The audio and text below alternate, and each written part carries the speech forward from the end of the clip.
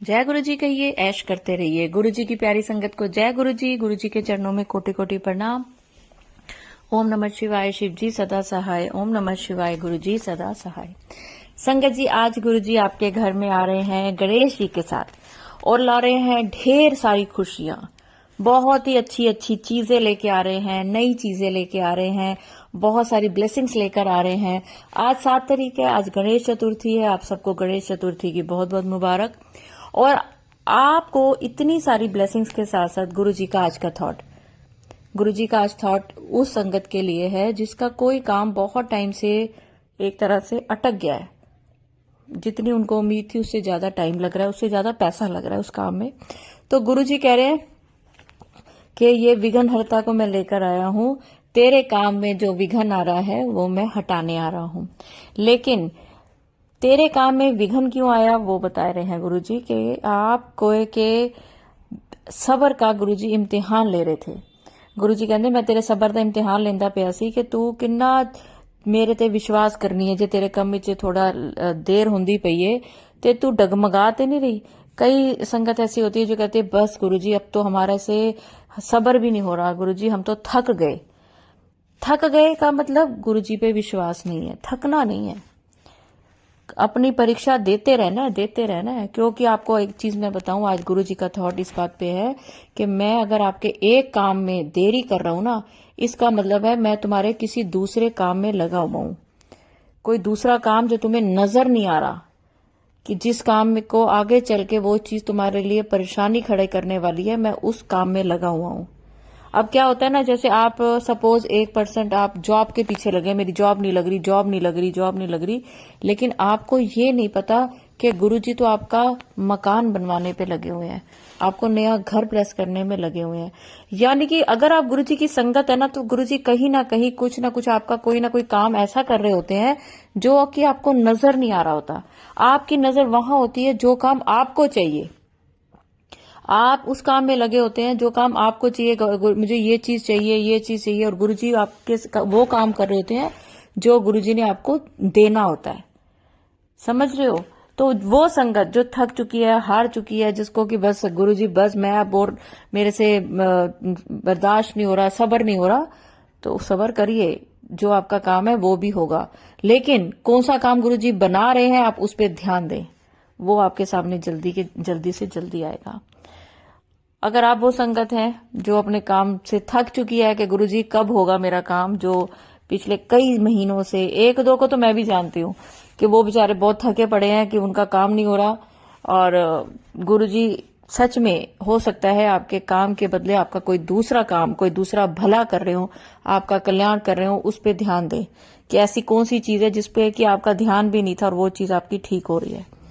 तो चलिए संगत जी, मेरे चैनल पे नए हैं तो चैनल को सब्सक्राइब करें, वीडियो को लाइक करें, वीडियो को ज्यादा से ज्यादा शेयर करें। और आपका भी कोई शुक्राना सत्संग है तो मेरे साथ स्क्रीन पर चल रहे नंबर पे आप कर सकते हैं। आज मैं आपको एक आंटी के 2 शुक्राना सत्संग सुनाऊंगी, पर उससे पहले मैं आपको एक चीज बताती हूँ, एक छोटा सा अपना शुक्राना सत्संग भी शेयर करती हूँ। एक तो पहले मुझे गुरुजी ने इस बात की बहुत एक तरह से मुझे नाराज हुए कि तेरे को मैंने इतनी बड़ी चीज दी और तूने बहुत छोटा सा सत्संग करा है, पूरी गल्ला दसी नहीं तू। मैं तेनू इन्नी वारी दर्शन दिते, इन्नी वारी तेनू चीजां दिखाइया ते तू ते बड़ा छोटा जिहा शुकराना किया। तो मैं एक बड़ा शुकराना सत्संग अपना करूंगी। गुरुजी जानते हैं कि मैं अपना शुक्राना सत्संग शेयर करने लगती हूँ, तो जिनको मैंने डेट दी होती है मेरा मन करता है मैं उनका कर लूं, क्योंकि हर किसी को अपने शुक्राना सत्संग की एक इंतजार होता है। ऊपर से वैसे भी पिछले कई टाइम से मैं बहुत लेट होती जा रही थी, तो मैंने कहा गुरुजी मैं अपना करूंगी आराम से, पूरा एक एक चीज बताऊंगी, कहाँ मुझे बटरफ्लाई दिखी, कैसे आपने दर्शन दिए, क्या क्या आपने मुझे बोला, क्या संगत के लिए बोला। लेकिन मैं आपको एक छोटा सा अपना शुक्राना सत्संग पहले सुनाने जा रही हूँ। और लेकिन मैं सुना रही हूँ, लेकिन घबराना मत, मैं वैसे बिल्कुल फिट हूँ, मुझे कुछ नहीं है।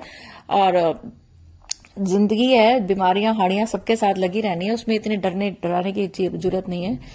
तो संगत जी, मेरी बहन ने, मेरे को वैसे थोड़ा सा कुछ प्रॉब्लम है मेरे को स्टमक में, और अभी से नहीं है, मुझे मेरा करीब 27-28 साल पहले मेरा ऑपरेशन हुआ था और मेरी एक ओवरी रिमूव है, तो उसकी वजह से मेरा मेटाबॉलिज्म बहुत स्लो है। और उससे फिर क्या होता है ना, थायराइड है तो कुछ ना कुछ छोटी मोटी चीजें होती रहती हैं। बहुत मैं ऐसे बहुत बड़ी कोई मुझे बीमारी नहीं है कि मैं ऐसे बोलूं गुरुजी के होते हुए। कुछ होता है तो मैं जल प्रसाद पी के मुझे गुरुजी ठीक कर देते हैं। और मेरी बहन का को सपना आया कि मेरी बहन ने ही मुझे गुरुजी के साथ जोड़ा है। वो तो गुरुजी की बहुत, गुरुजी को तो वो बहुत ही बड़ी जिसे कहते हैं ना संगत है, और उसने ही मुझे गुरुजी से जोड़ा था जब मेरे ऊपर कुछ ऐसी परेशानियां आई थी लाइफ में। और उसने मुझे बताया संडे को कि सुबह सुबह मेरी बहन का फोन आया, बहुत ही ज्यादा परेशान थी। कहती आज मुझे सपना आया है कि गुरुजी से मैं कुछ प्रार्थना कर रही हूँ और रो रही हूँ क्योंकि मुझे तेरी रिपोर्ट मिली है कि तेरी रिपोर्ट में कैंसर है, तुझे तेरे पेट में कैंसर है। और मैं बहुत गुरुजी के आगे बैठी हूँ, रो रही हूँ, मेरी मम्मी भी, मेरा ब्रदर और मेरी सिस्टर। तो कहती है इतनी देर में गुरुजी ने मुझे बोला जा तेरी बहन दा ऑपरेशन कर दिता मैं, ते उसका जो कैंसर है वो मैंने निकाल दिया, उसका कष्ट काट दिया। तो मुझे उसका फोन आया कि तू कैसी है। जैसे आपके कई कई सपने ना दिमाग में रह जाते हैं तो फिर सारा दिन वही आपके दिमाग में चलता रहता है।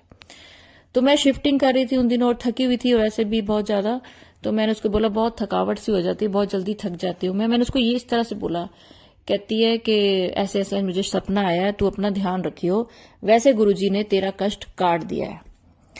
तो सुनिए संगत जी, गुरुजी ने कितना बड़ा मेरा कष्ट काटा है कि जब मैं सारे काम वाम करके रात को जब मैंने अपने पेट पर एक निशान देखा, इतना बड़ा निशान जितनी हमारी हथेली होती है, हथेली से थोड़ा छोटा होगा, मेरे पेट पे इतना बड़ा नील था। लेकिन वो नील नहीं था, वो रेड कलर था।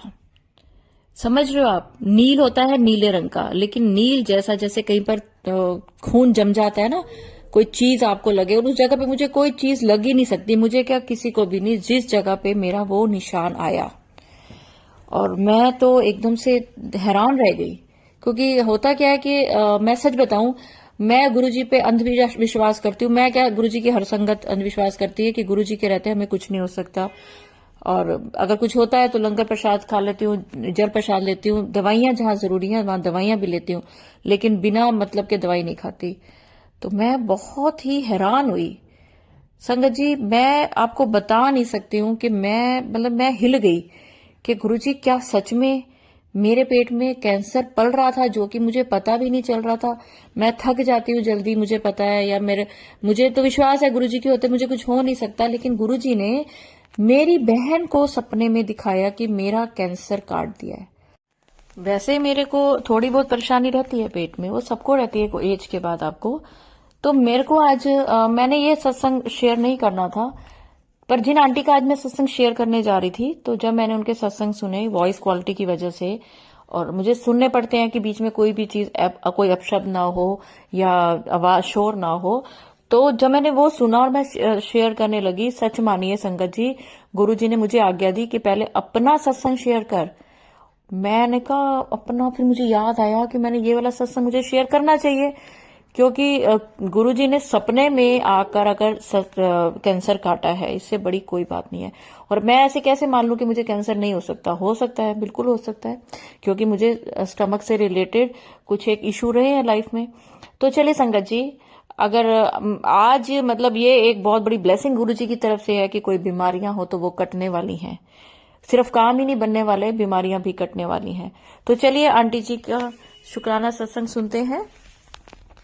जय गुरु जी, शुक्राना गुरु जी, अनंतम अनंतम बार शुक्राना गुरु जी। श्रावण सोमवार के दूसरे सोमवार से ही मतलब मैंने उपास रखने चालू किए, तो मेरी तबीयत ना इतनी ज्यादा बिगड़ गई, मुझे ना एकदम से यूरिन इन्फेक्शन की प्रॉब्लम हो गई। तो मैंने सोचा, अगर मैंने गुरु जी से बोला, गुरु पा ये क्या है, मैं अभी उपास में भी हूँ, कुछ खाना भी नहीं खा सकती, पानी भी ज्यादा पी नहीं सकती खाली पेट, और फिर यूरिन इन्फेक्शन में क्या करूँ। मेरे पास ऑलरेडी होम्योपैथी की दवाई थी उसकी, तो मैंने लेना चालू किया। वैसे मेरी होम्योपैथी की दवाई से मुझे बहुत जल्दी असर हो जाता है, लेकिन पूरा हफ्ता लिया, लेकिन मेरी बिल्कुल तबीयत ठीक नहीं हुई और बिगड़ गई। फिर दूसरे हफ्ते मैंने सोचा एलोपैथी ट्राई करके देखते हैं, तो मैं एलोपैथी लेके आई, और फिर उसमें भी मैंने ट्राई किया, तो और एक हफ्ता बीत गया तो मेरी तबीयत ठीक ही नहीं हो रही थी। तो मैं बहुत डर गई, 15 दिन हो गए। फिर मैं गई डॉक्टर के पास, मैंने बोला मेरी तबीयत ठीक नहीं है। तो उन्होंने मुझे ना मेडिसिन वगैरह दी, लेकिन ना मेडिसिन खाने के बाद भी मुझे असर नहीं हो रहा था, उतनी खास मेरे को मतलब असर नहीं कर रही थी। तब मैंने सोचा कि कुछ ना कुछ सीरियस प्रॉब्लम है। तो फिर दीपा आंटी के मैसेजेस आ रहे थे कि आप तुलसी के आगे दीपक लगाइए सुबह शाम, तो हेल्थ हेल्थ ठीक हो जाएगी। और जल में थोड़ा सा पानी लेकर, सॉरी कोटरी में पानी लेकर के 7 बार मंत्र जाप करिए, 7 दिन तक ठीक हो जाएगी। तो फिर मैंने सब कुछ किया, लेकिन ना जो सेटिस्फैक्ट्री रिजल्ट मुझे चाहिए था वो मुझे मिल ही नहीं रहा था। मैं, और मेरी तबीयत बिगड़ती जा रही थी। तो और बार बार फिर मैंने एकदम यूट्यूब पे देखा कि क्या है, और लोअर एब्डोमिन में ना ऐसा बल्कीनेस लग रहा था, बहुत भारी भारी लग रहा था, और ना बहुत जलन जलन हो रही थी, और यूरिन में बहुत जलन हो रही थी। तो मैं सोची पता नहीं क्या हो गया, और टॉयलेट करने के बाद ऐसा लग रहा था कि और आ रही है और आ रही है, अजीब सी गंदी वाली फीलिंग आ रही थी। तो मतलब बॉडी बहुत पेन कर रही थी। मैं सोची क्या हो गया क्या पता। फिर ना डॉक्टर की भी दवाई असर नहीं हो रही थी। तो मैं गुरुजी कंटिन्यूसली पूछ रही थी गुरुजी से, गुरुजी क्या हो गया क्या हो गया। तो ना समझ में ही नहीं आ रहा था, बिकॉज मेडिसिन ले ली थी, सब कुछ उपाय कर रही थी, फिर भी असर नहीं हो रहा था। जल प्रसाद तो ले ही रही थी, फिर भी नहीं असर हो रहा था। फिर मैंने सोचा पता नहीं क्या हो गया। फिर ना एकदम से मैंने यूट्यूब पे देखा, तो उसमें था कि ये एक और सिम्टम हो सकता है कैंसर का। तो मैं बहुत डर गई, मैंने बोला बाप रे ये क्या है। फिर गुरुजी ने मतलब मेरे को मैसेज किया कि तेरे को बड़ी बीमारी होने वाली थी, लेकिन मैंने एक इन्फेक्शन के मतलब उससे काट दी करके। तो मैंने बोला बाप रे। फिर मैं बहुत डर गई थी। फिर ना जब से मेरे को 15 दिन हो गए, मुझे ना वही मैसेजेस आ रहे, हर थंबनेल पे देखती हूँ, तेरे पेट की बीमारी ठीक कर दी, इसको सुन, तेरे पेट की बीमारी ठीक हो जाएगी, इसको सुन इसको सुन। गुरुजी मुझसे इतना सत्संग सुनवा रहे हैं, और मोस्टली सत्संग उसी से रिलेटेड है। तो मेरे पूरे सत्संग सुना सुना के गुरुजी ने पूरी वो चीजें कट कर दी। तो अचानक से मेरे दिल में थॉट आया, 3.5 महीने हो गए, कुछ हो गए, तुम गए नहीं मंदिर। तो मैं शिव मंदिर गई नहीं। तो फिर मैंने बोला कि ठीक है। फिर मेरे को मतलब एक टेलीपैथी से आया कि हफ्ते में एक बार तो भी जाना है मंदिर कंपलसरी। तो मुझे लगा कि शायद यहीं पे कुछ प्रॉब्लम हो गई, मैं जा नहीं रही हूँ मंदिर, उसकी वजह से वो नेगेटिविटी मुझ पे हावी हो रही है। तो मैं फटाक से मंदिर गई, गुरुजी से प्रार्थना की, प्रभु मेरी तबीयत ठीक कर दो प्लीज। मैं जैसे आई ना, तो मेरे हालत में धीरे धीरे धीरे धीरे सुधार आने लग गया। तब मतलब जो मैं उपाय कर रही थी, जो दीपांटी ने बताए थे, तो सब असर तब होना शुरू हो गए। तो मुझे समझ में आया कि ओके, कहीं ना कहीं कर्मा थे जो शायद अड़ा रहे थे, और मंदिर में जाने के बाद वो पूरे क्लियर हो गए। पॉजिटिविटी, मंदिर की पॉजिटिविटी मिल के सब कुछ क्लियर हो गया। तो मेरे हर चीजों का मुझ पे असर धीरे धीरे पॉजिटिव वे में होने लग गया। तो आज 3 हफ्ते हो गए हैं और मेरी तबीयत पूरी तरह से ठीक है। आज गुरुजी का मैसेज आया, तेरी पेट की बीमारी पूरी तरह से ठीक कर दी है। तो मैं गुरुजी का बहुत बहुत धन्यवाद करती हूँ। जय गुरुजी, शुक्राना गुरुजी, लव यू गुरुजी। जय गुरुजी, शुक्राना गुरुजी, अनंतम अनंतम बार शुक्राना गुरुजी। मेरी एक बहुत बड़ी अरदास है जो कि बहुत पेंडिंग में जा रही है। तो गुरुजी, जैसे दीपांटी बार बार बोलते हैं कि अगर कोई बड़ी मतलब अरदास नहीं हो रही है पूरी, तो उसके पीछे का कोई कारण है, और जो आपको वक्त रहते पता चल जाएगा। तो मैं कई महीनों से इंतजार कर रही हूँ कि अब मुझे उसका संदेश आएगा, बट गुरुजी मुझे कोई मैसेज ही नहीं दे रहे थे। तो सब्र करते करते मेरा सब्र खत्म हो रहा था, और मैं बहुत ही अपसेट हो गई थी, डिस्टर्ब हो गई थी। और फिर मैं बहुत ही मतलब फिर गुरुजी से पूछने लगे कि गुरुजी क्या है ये, मतलब मैं बहुत चिड़चिड़ कर रही थी। तो मैं बहुत बहुत ज्यादा पूछा मैंने उनसे, क्या प्रॉब्लम हो रही, बताओ मुझे बताओ मुझे। तब गुरुजी ने फिर एक सत्संग भेजा जिसमें था कि एक आंटी जी बोल रहे थे सेम उनको मेरी जैसी प्रॉब्लम थी, जैसे मुझे पेट से रिलेटेड प्रॉब्लम हो रही थी बीच में बहुत ज्यादा। तब वो आंटी जी बोले मुझे भी बहुत ज्यादा पेट की प्रॉब्लम थी, तो उनकी भी एक बहुत बड़ी अरदास थी। और गुरुजी से बोली तो गुरुजी ने कहा कि पहले मैं तेरी बीमारी ठीक कर रहा हूँ, इसकी वजह से वो अरदास जो है अभी नहीं पूरी हो रही। तब मुझे मेरा जवाब मिल गया कि मेरी अरदास क्यों नहीं पूरी हो रही, क्योंकि मेरी तबीयत ठीक कर रहे हैं गुरुजी पहले। तो गुरुजी ने मुझे मेरे पेट की बीमारी का इलाज बता दिया था। तो मतलब उसके लिए मुझे उन्होंने मेरे पेट ठीक किया, जिसका मैंने सब शुक्राना सत्संग शेयर किया हुआ है।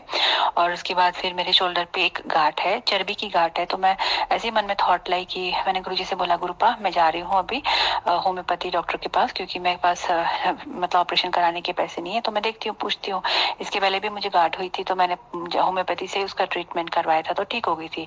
तो मैंने बोला कि गुरुपा मैं जा रही हूँ होम्योपैथी में, प्लीज मुझे मदद करना। और डॉक्टर से पॉजिटिव आंसर मिले कि हाँ होम्योपैथी से गल सकती है गांठ। तो अगले ही दिन मुझे अचानक से एक मैसेज आया कि तेरे शरीर की गांठें मैं गला रहा हूँ। सुन के मैं शॉक हो गई, मैंने बाप रे।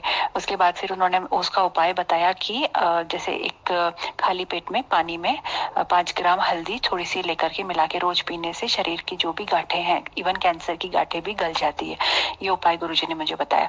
फिर बताया कि तेरे बाल भी बहुत झड़ते हैं, उसमें उन्होंने उपाय बताया कि बालों में जैसे जल प्रसाद लगाना, उससे तो मैं रोज मतलब नहाती हूँ बालों में, तो तो वो भी उन्होंने इलाज बताया कि तेरे बाल झड़ने की समस्या खत्म हो जाएगी।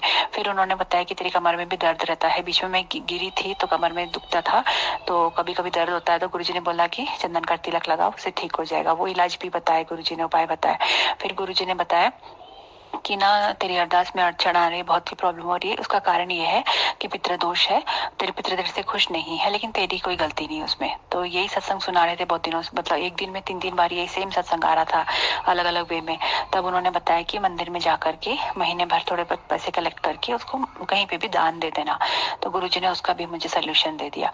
तो मतलब गुरुजी ने इतने सारे उपाय बताए, और उसके लिए मैं गुरुजी का शुक्राना करती हूँ। और गुरुजी ने सबसे पहले मुझे हेल्थ ब्लेस करी, जिसकी वजह से मतलब ऐसी ऐसी प्रॉब्लम्स थी जो मेरे माइंड में तो थी, लेकिन मैंने सोचा कि क्या पता, मतलब मैंने मांगा नहीं गुरुजी से, बस जस्ट थॉट आया और गुरुजी ने मुझे लाइन से इतने सारे उपाय बता दिए। और उन्होंने ये भी कहा कि आंखों की रोशनी कम हो रही है, धुंधला दिख रहा है, उसके लिए भी गुरुजी ने मुझे बोला कि मैं ब्लेस कर रहा हूँ तेरे को करके।